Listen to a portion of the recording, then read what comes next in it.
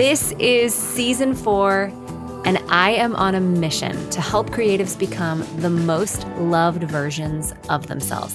I want to help you step into health in every single area of your life and pursue the authentic creative expression that you feel called to and that only you can.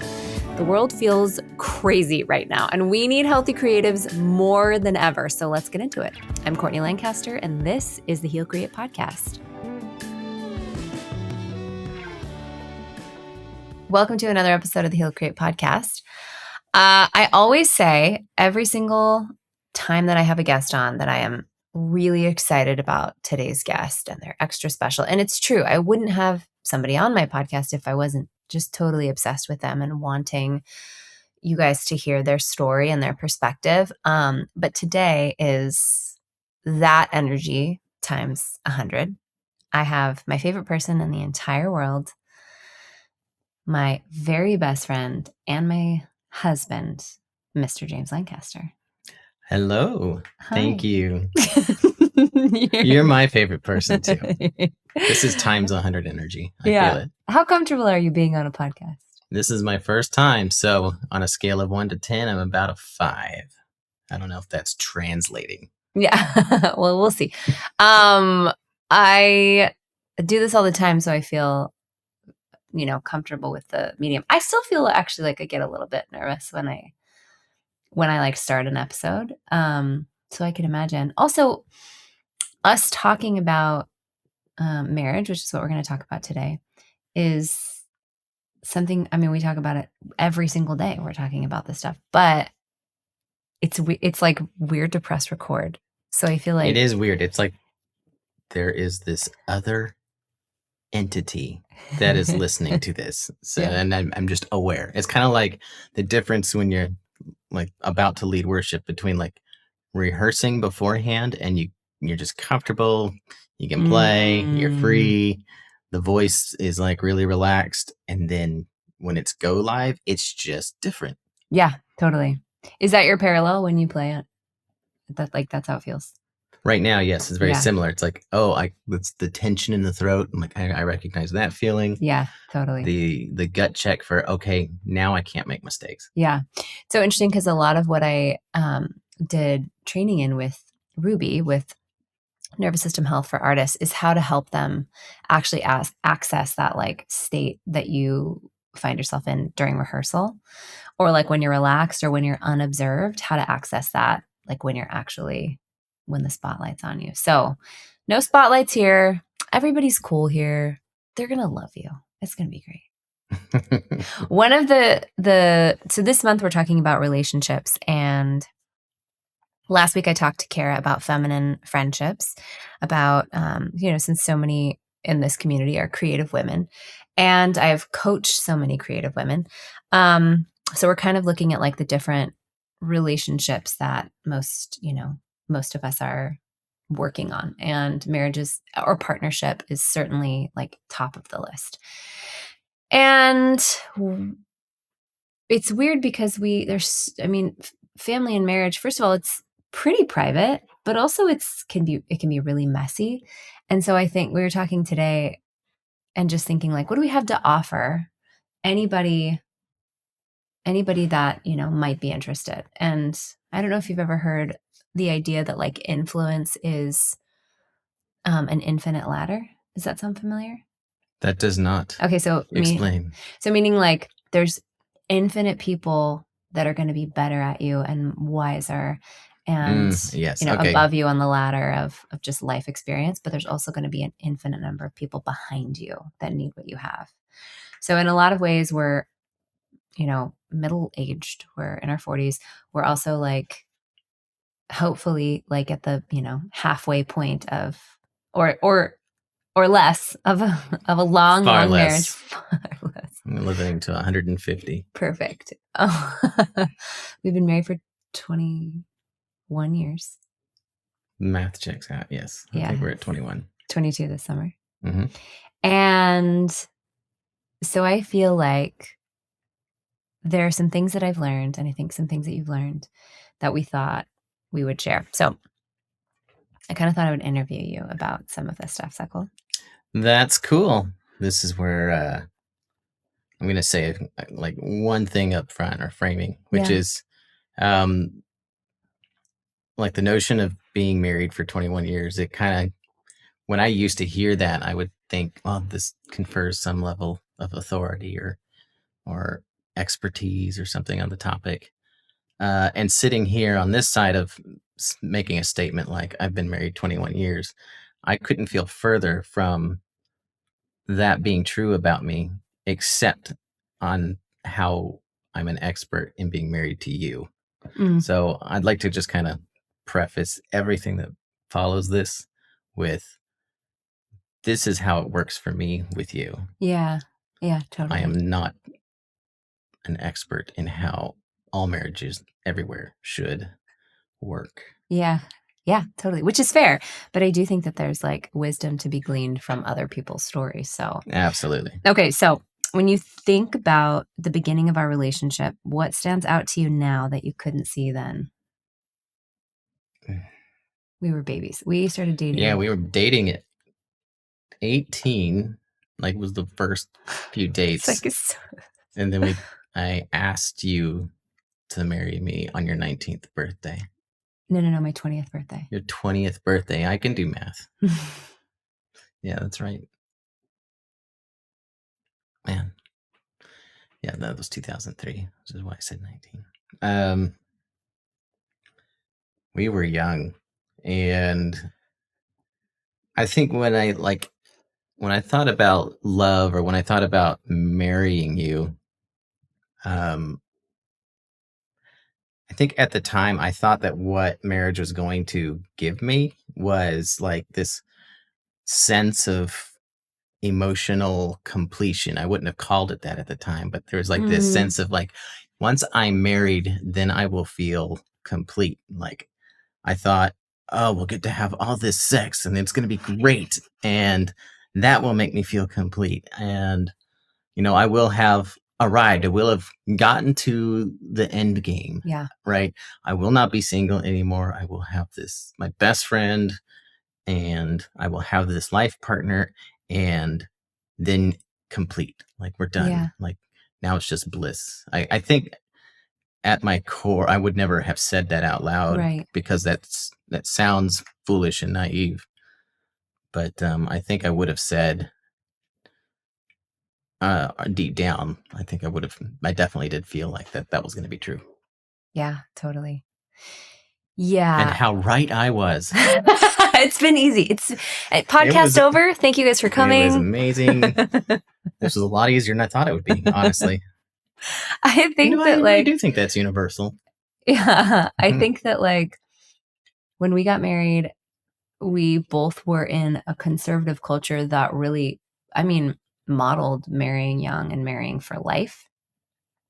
And I feel like I don't know if I would recommend that to all. I used to joke that I definitely would not recommend that to all, except that there are definitely benefits to getting married young. You're basically choosing to grow up alongside somebody, to grow up with somebody. And now to be at this point where, it's 21 years later and we were so young when we got married, like I don't only see you, the man that you've become, but like the kid that I knew and who you used to be.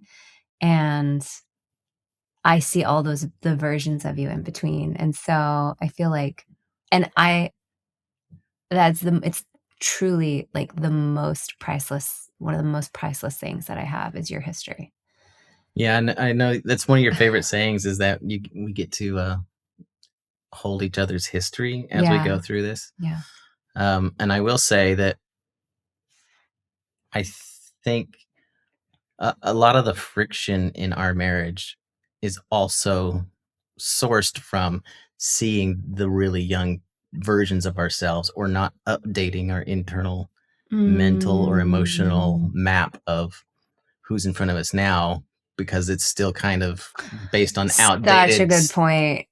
stages of who we were then. Yes. And sometimes in heated moments we forget, where there have been seasons where that has definitely been true.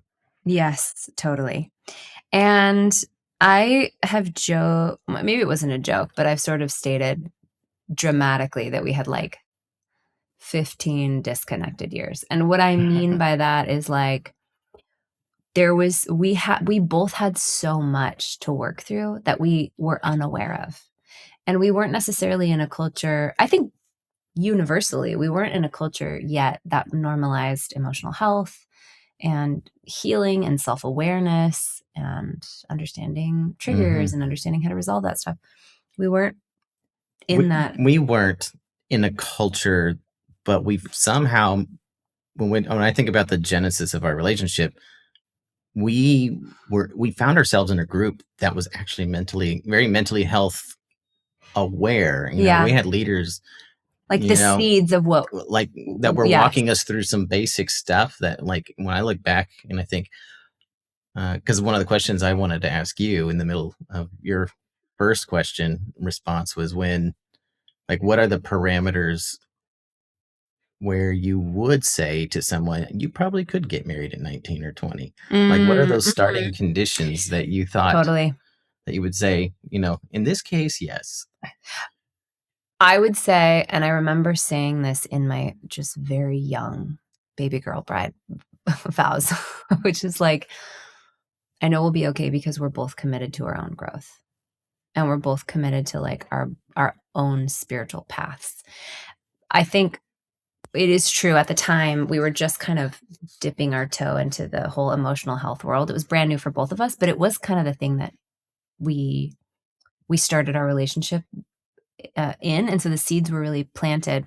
It just took so much longer for us to actually like get into the work that both of us needed. And I think it was because we both also bought the idea that like once you get married, you're good.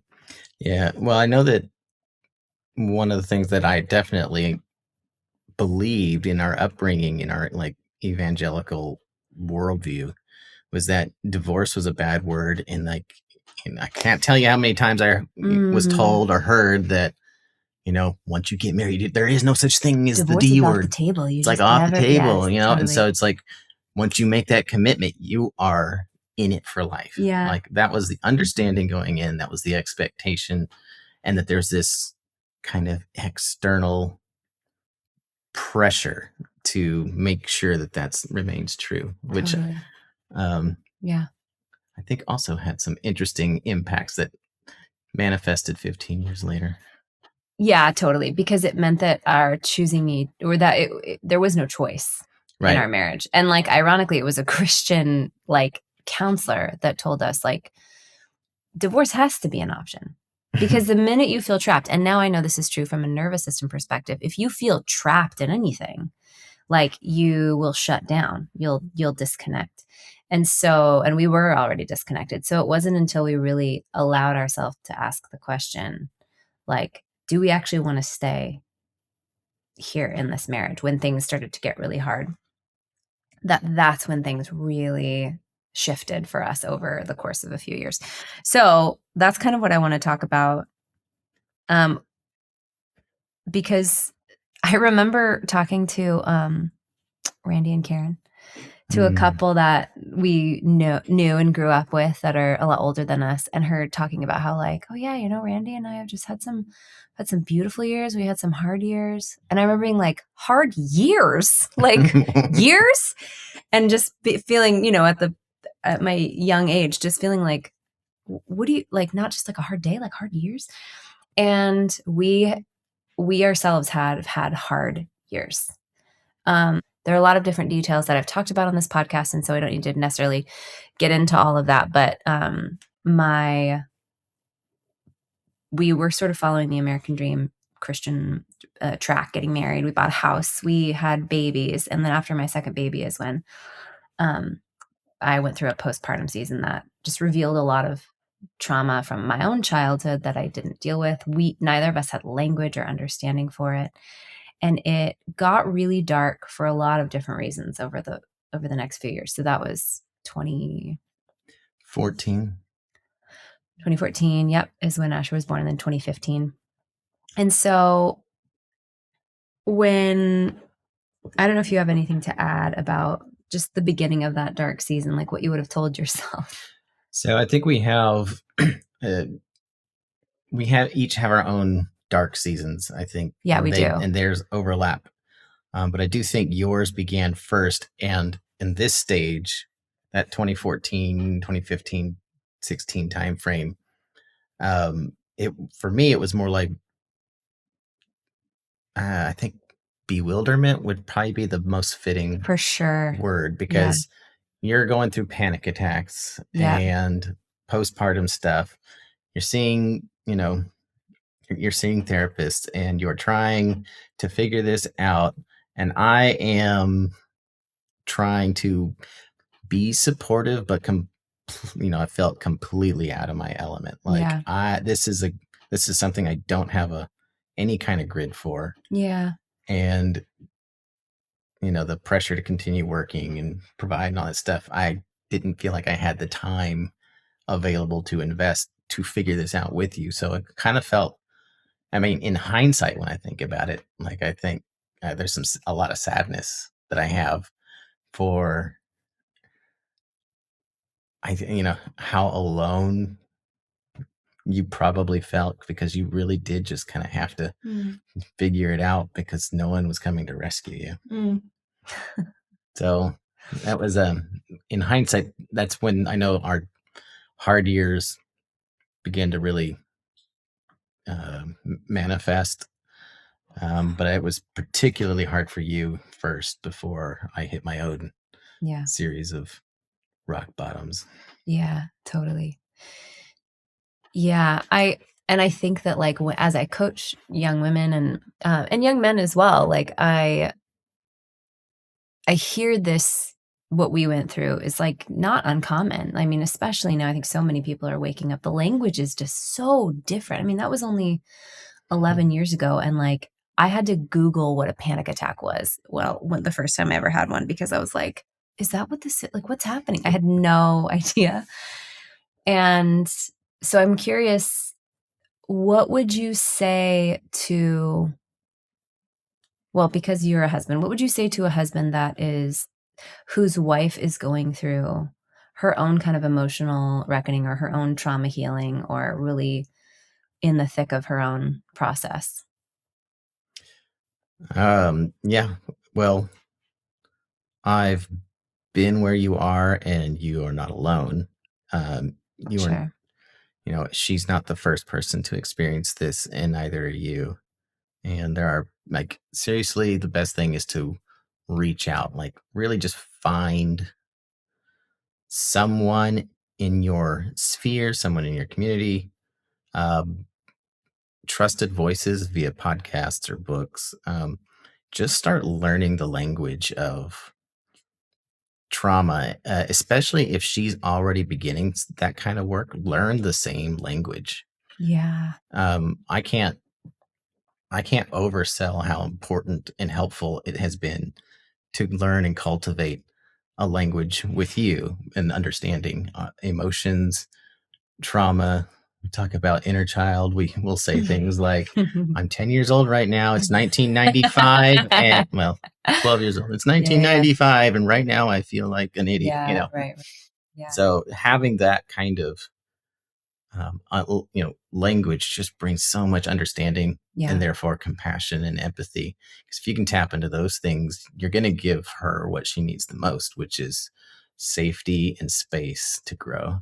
Yeah. Without judgment and feeling like she's a failure or letting you down because she's not able to do what she wants or what she feels like you want and things like that.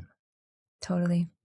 Yeah, and I think what you did really well was you were just as supportive as possible. Like you were like, what do you need? What do you need? How can I help? What do you need? I mean, for the tools that we had at the time, that was really like that was like an amazing posture to take. Like you didn't have the language, you didn't understand what was happening. I didn't understand what was happening, but you were like, how can I help? How can I help?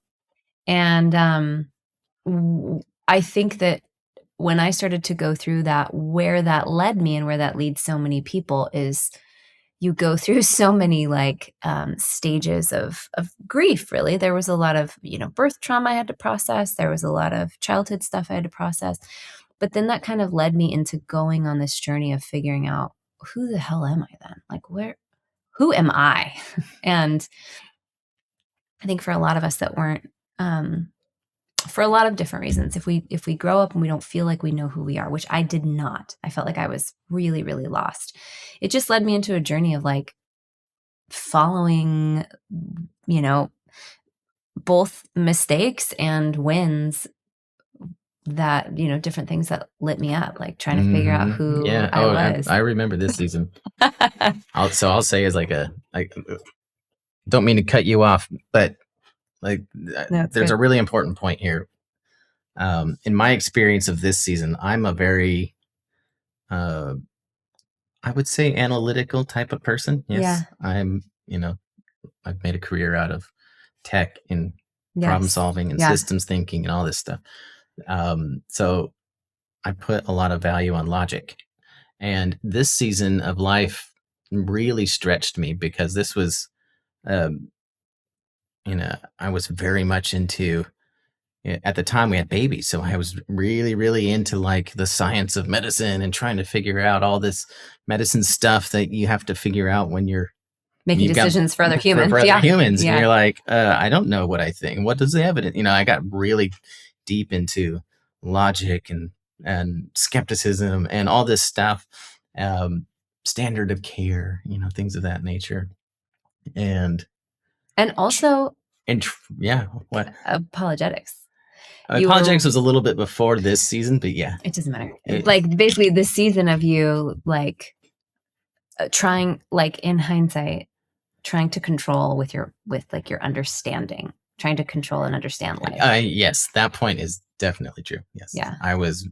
I do use intellect as a way to distance myself from the emotions or the emotional discomfort or pain. That is also true.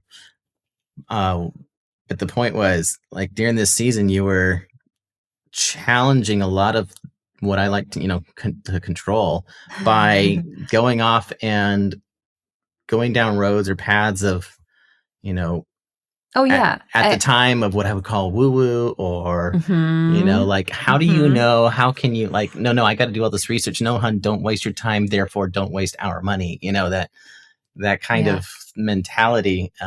And at some point, I think I can't put my finger on a specific moment or memory, or incident, but at some point, I just realized I can actually trust the light that's in you. You have this, like, if we all have this divine love spark, the Imago Dei in us, then I can trust that, because you are at your core pursuing love, because you are love. You exude it when you're like anchored and integrated and you're online and everything's right. Like, that's who you are. And so if I can trust that like, I'm watching you exercise your internal knower, your internal trust muscle about what your intuition is telling you to do, then I could trust that it's going to lead you where you need to go.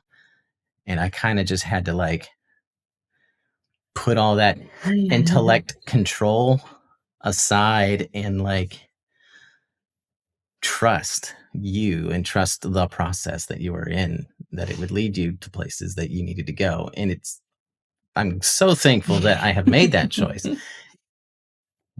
Where would you say that, like, I'm curious, like, your thoughts or your recollection of that side of things from your point of view, knowing where I was. Yeah. Did you feel, or when, or how did you feel a difference in that? We both definitely coasted through life in our 20s. Like, we just, we're just doing the things. We just did the things that we were set up to do. And things really started to fall apart in our 30s. So yes, you did go through a spike of like really clamping down on trying to understand life. And it's funny to think back on the things you were interested in, because it was very like science, but science for the purpose of like not having to trust something bigger than you. Yeah, well, I was mitigating risk because I didn't want to make a mistake with the most precious little humans Yeah, that I totally. have. It's just really vulnerable. Like I was just really, I was just scared. Is really Yeah, so. totally. I just scared to do the wrong thing. Right. And while you were scared to do the wrong thing with our kids, also like spiritually, I know you were like trying to like plug the holes in the boat, like with intellect.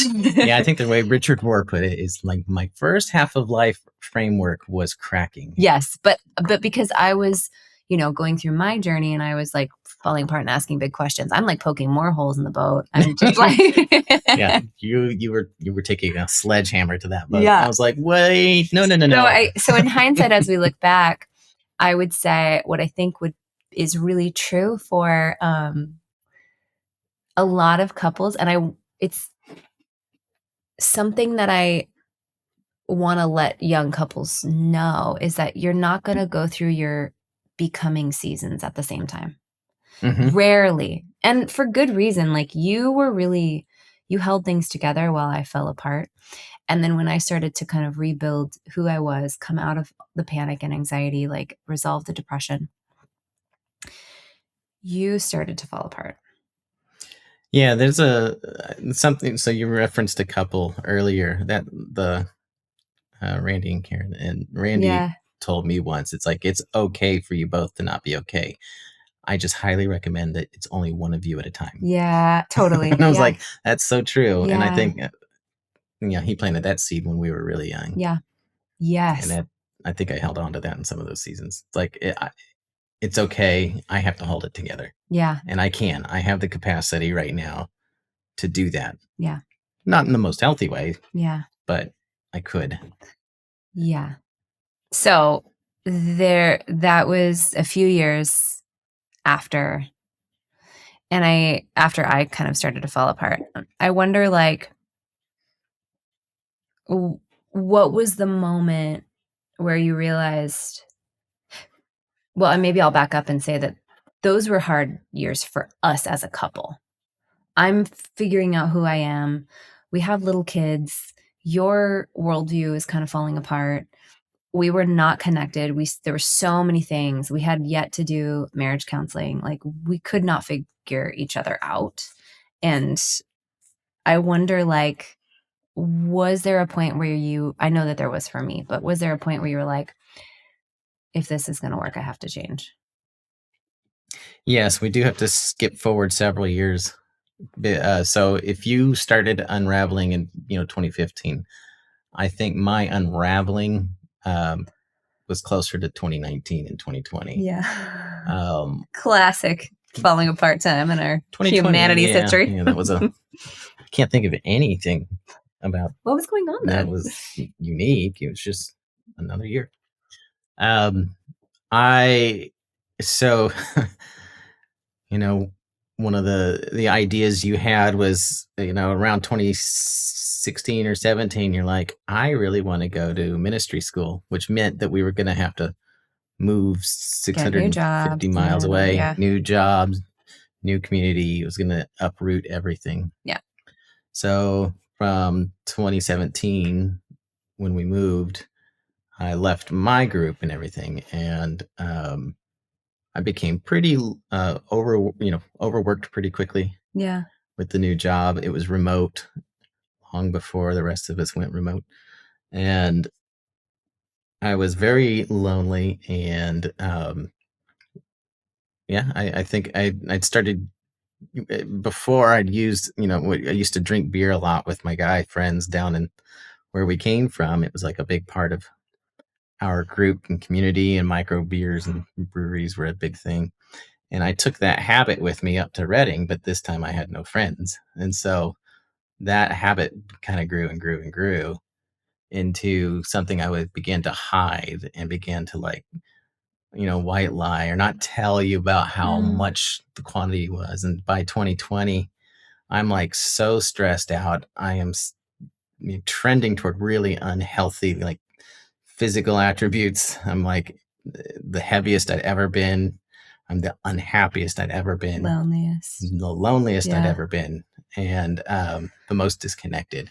And that became kind of like one of my lowest points to date of where I was. And I remember one particular night or day, I'm in my home office, I'm drunk, and I'm, to your credit, you were always like, trying to be emotionally attentive, but also not be permissive, I guess is the best way to say it. Like you wanted to call out the there's definitely greater. some control in there too. Yeah, and some I was fear. freaking out. Yeah. Yeah, there was some fear and all that. But the overall posture in that season from you was one of like trying to call out greatness.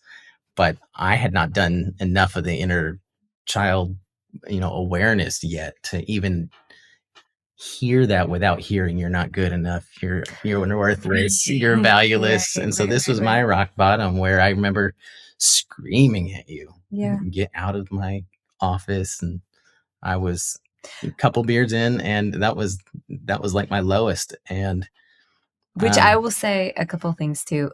We're not yellers. No, we don't yell. We don't fight. We're very. I don't know if you can tell, but I'm actually yelling right now. I've been yelling this whole time. I'm furious. My emotional range is full display. So we have our faults, but we're very good at communicating, and we always have been. We're also, I think, we really respect each other, even when we weren't getting along. So that moment was really big for us. Yeah, because I was really just mean. Yeah, and mean, and I was like super scared. Anyways, what changed after that moment for you? That moment kind of it kind of scared me a little bit. Like I didn't know that I could do that. I didn't know that that was in there. And maybe I should go seek out a therapist. Maybe I do need help. Maybe I need to go see a therapist. And that started a great relationship that I'd had. Did a lot of, began a lot of the early work for becoming more self-aware about myself and starting my journey down that road. And she's the one who was like, there's enough here to classify you as a moderate abuser of alcohol. And I was like, which was huge for you. I was like, what? Alcohol is so tricky too, because it's so social and it's so hard to find the line. Yeah. And everyone's got their own thing they got to decide with that. And in that moment, when she told me that 1 week later, I was like, I am going to get healthy. I am going to change things. I've got to, I know enough now that I know that if I'm going to love Court at all, the way that I wish she felt, I'm going to have to learn how to do that for myself. Yeah. And when we kind of taking it back to when you were talking about putting divorce on the table, the idea there is, for like the Christian kid or the evangelical or the divorce is a evil word or it's a sin, putting divorce on the table was almost like an act of going back to being 19 and saying and choosing like you actually have the choice, and the act of having that kind of agency is really just giving yourself power again. And so for me, it was like I was feeling so worthless and so powerless to change. Putting divorce back on the table made a little shift inside my soul that said, oh, I actually do have power. Totally. And then I can tap into that to make changes moving forward. Which is important. It is important. So I want to say too that I remember telling a kid, there was like a kid from my worship team that was over one night. And I remember like we were kind of talking about this idea of like putting divorce on the table and how like that concept was sort of helping us think about things differently. And that kid that was in his 20s, he's like, what? What do you mean? And I was like, oh, right. Yeah. As a Christian kid, you would think that would make it more of an option, but it's the opposite. It's like actually gave us just more agency and more clarity and it gave, I think, our psyches and our nervous systems more intel and more information to say like, we're not 19-year-old, we're not 20 years old. Like blindly just being like forever, like we can never leave. We actually, we're adults now and we do have choices. Ironically, the communities that I've been a part of where there is no choice and it is like that's like the worst thing you could ever do are the ones where affairs happen all the time. Like where there's so much disconnection. There's so much like fear and lack of attunement because both parties feel trapped and trapped nervous systems can't connect. So around that time, this was like coming out of 2020, you were like starting to really take your own life and healing seriously. And I remember reading a book and it asked, what would you like to say is true about your life 10 years from now? And I remember really thinking about it. It was like, if anything is possible, what would you like to say is true about your life 10 years from now? And at the top of that list was like, oh, like if anything was possible, anything, I want to have the most connected, best marriage ever. And I think there was something so clarifying about just saying, if anything is possible, because when you are in the thick of like not being connected, you're like fighting, or you're just totally like in your own worlds and things feel so hard in your marriage, it's very easy to think, well, do I want to be stuck here forever? No, I don't. And then you're like, well, what does that mean? Do I want to leave? Did I marry the wrong person? Like that was like, I was, when we were disconnected like that, I would always have these feelings and these thoughts of like, am I the one that has to do all the work? And he's like behind me and he'll never catch up, which now I realize was a way to keep you kind of far away. But recognizing that like, if I'm asking the question, oh, if anything is possible, oh, well, yeah, that's what I would want. You are what I would want. If anything is possible, like this family and our marriage is what I would want. And there were a lot of different areas of my life where I asked that question. But what that did was then it helped me to see that, okay, then if that's what I really want, that's what I'm moving towards. And whatever comes up that's not that's not moving me towards that is something that's going to make me stronger, something I'm going to overcome in pursuit of us. And that's when things started to shift. Not that it's been perfect, not that it's been easy, but us understanding each individually understanding our own stories and coming home to ourselves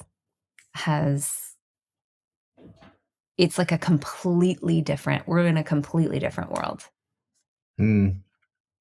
Yes. Like when I think back to who you were and like the things I didn't know were there, and now I'm like, oh my gosh, this is one of your most defining and incredible traits.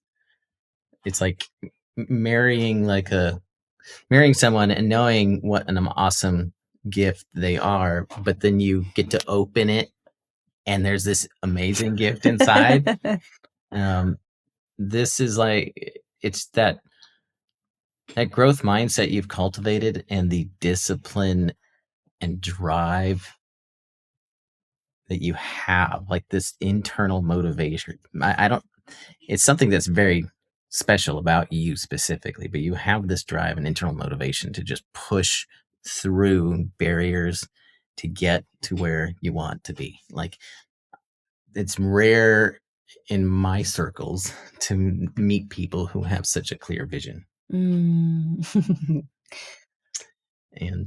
let alone seeing them pursue it with such tenacity. Yeah. I want to say too, I mean, think back to who you were at 18. Oh my and would you gosh, use the word no. tenacious? No, absolutely. It's like actually hilarious that I am the most determined person that I know, but I know why. And it's because I know what it feels like to have no idea who I am and no idea where I'm going. And that is, I think, panic's gift. That's anxiety's gift. Is it wouldn't let me go off of my old understanding of life anymore. Like I really fell apart. Something that really helped. Okay, so there was this quote. I don't remember where we heard it, but it was about The average person has 2 to 3 marriages in their Oh, it was lifetime. the couple that did all the marriage. Oh, I know the Harvey book. and is it I can't remember off the top of my head either. So the quote is like, most people have two to three marriages in their lifetime. If you're lucky, it's with the same person. Yes. And I think we started realizing like 5 or 6 years ago that we were heading towards our second marriage. Well, I remember hearing that we were in the car driving by Whiskeytown Lake. It was like right before moving to Orange County. I remember this.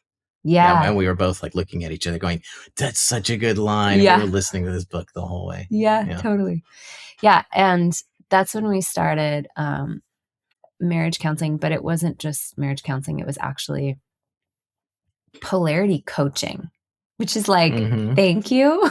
That was one of my like, we got to do this, like woo woo. I mean, it's not woo woo at all. It's like completely changed the way I see everything and completely changed our lives. But you were definitely I will say like, how the language was used when I was first introduced to it. A lot of it came from woo woo places. And so it was a little more challenging for me to get through the intellectual control mechanisms that I had. Yeah. But it did eventually sink in. Like what I'll say is I was probably I wasn't ready for it at the time that I got it. And it unfolded over the next 2 years.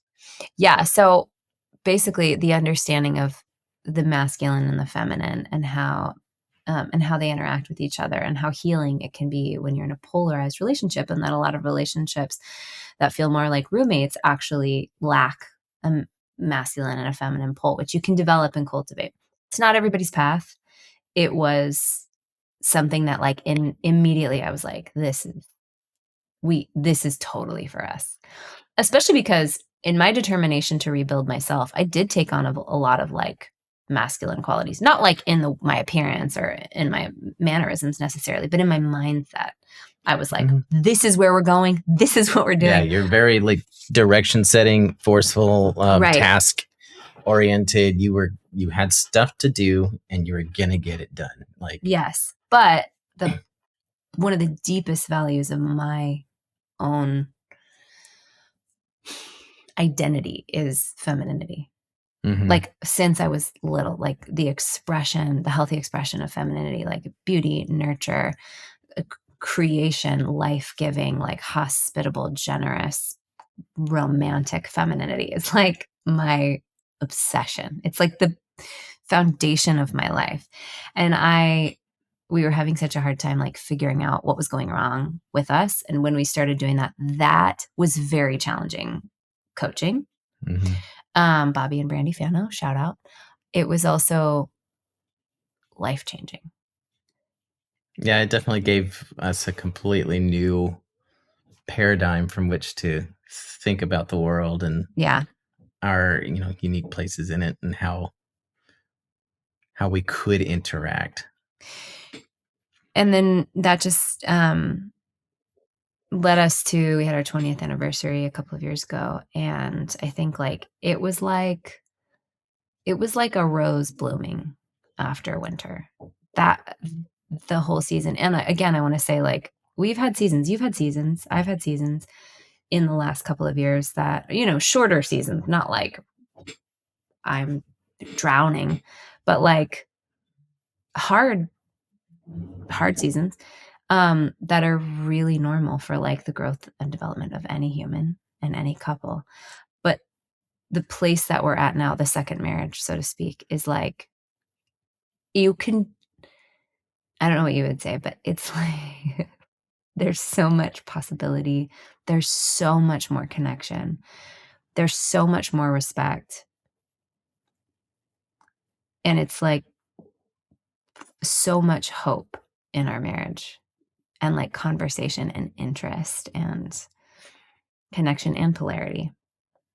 Yeah, I think the so much more of the other things is what creates that polarity. Like the respect, the interest, but it's also the space to like, one of the masculine traits. Like I'm fascinated with the word and concept right now of power. Like that's kind of the thing. That's just where I'm at today. Yeah. At this time of recording. So I'm like exploring what stepping into power and leaning into power means. Like, because for a long time I've always adopted the position of trying to be soft and non-threatening. Yes, Like, right. I'm hyper aware of being a white middle-aged man in Right. America.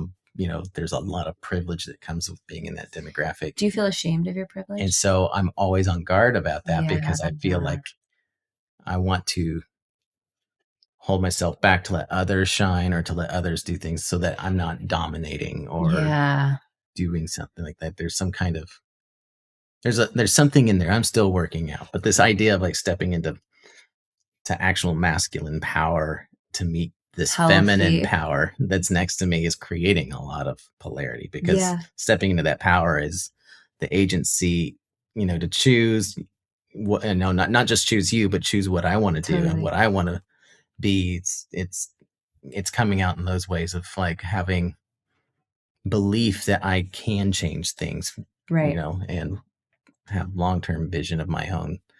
And that kind of thing is pretty masculine, and which creates more polarity. Nice. And and helps. I would say makes me hotter. It does. 100%. It is actually true that you're aging so well, and people will be like, James, you look exactly the same. Oh my gosh, you're aging so well. Look at you. And then they'll be like, Courtney, James is aging so well. He is so I'm like, I know. Listen, I've been through a lot. I look a lot different than I did 10 years ago. James looks just like more beautiful. You are beautiful. More handsome. Our running joke right now is when she starts talking like this about herself, I tell her to shut the fuck up. Now I've got to put an explicit tag on this episode. You really do. Okay, so last thing, I just want to hear, what would you say? What advice would you give to a couple in their first 5 years who feels disappointed or disillusioned? It doesn't mean that you're not compatible. So good. And so true. What it really means, and I think what I've come to learn, is that compatibility isn't referring to your personalities. Compatibility, it refers to your brokenness. It's really each other's brokenness is what's compatible. It's your traumas that fuel that connection. From that same book that we were talking about earlier, about everyone has 2 to 3 marriages in their lifetime, and the lucky ones have it with the same person. That same book came the idea that you actually are attracted to people who resemble your primary caregiver, because it's your psyche's attempt or second attempt to get the love they originally wanted. Yeah, which is just, that blew both of our minds. And it was so obvious that we did. So if you're disillusioned, it's now, and you're 3 to 5 years in, it's probably because you're finally running up against the fact that your brokenness is what is compatible, and you have an opportunity in front of you to go use that marriage of yours as a crucible for healing. Yeah, I don't know that I would even add anything to that. Like, you're not finding out that you married the wrong person. You're finding out that you have pain inside that needs tending to. And the idea that it's not fair that you have to do the work if they're not. First of all, a rising tide lifts all the boats. That was true for us. I mean, because of our personalities, you were always going to be the one more likely to pursue healing first. Yeah. And when you got to a point where, if I started to rock the boat because I needed to go through healing, you had the capacity and stability yourself, yeah, to not only handle it, but to embrace it and allow me the space to continue what I needed to do. Yeah, totally. So yes, rising tide lifts all boats.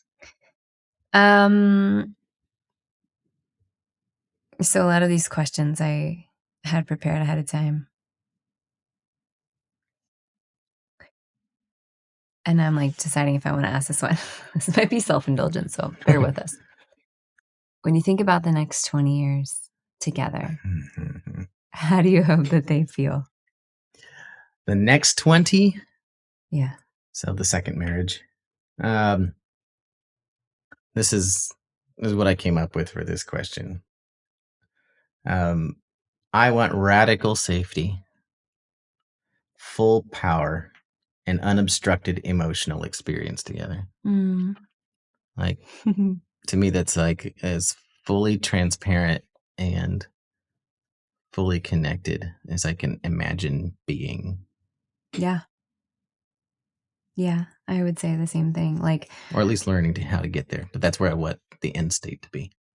So many of the things that I thought were blocking us for connection were things that I actually was subconsciously like creating in order to keep connection away from me, because connection felt so scary, felt so vulnerable. And I think like we're, even in the last couple of weeks, we've been talking so much just about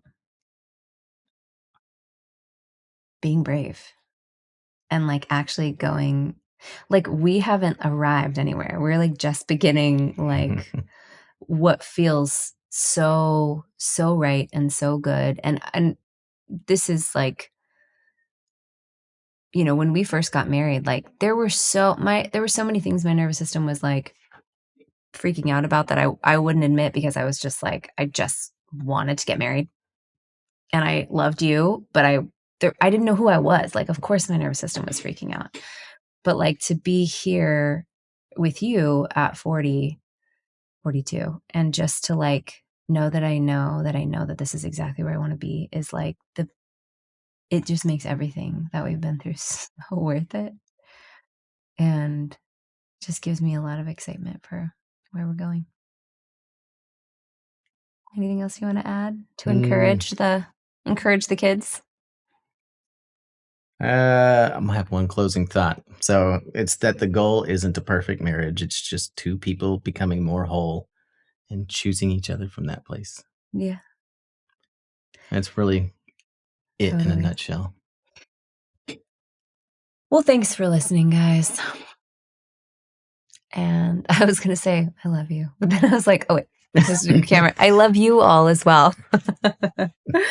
Thank you for listening. So this February, we're talking all about relationships. I'm talking to some of my friends. And I think just kind of approaching understanding relationships from that sensitive spectrum and all of the creative ways that we tend to sabotage and destroy the thing that is actually here to help us and heal us. Anything you say? We said it. I've said everything. I've said all the things.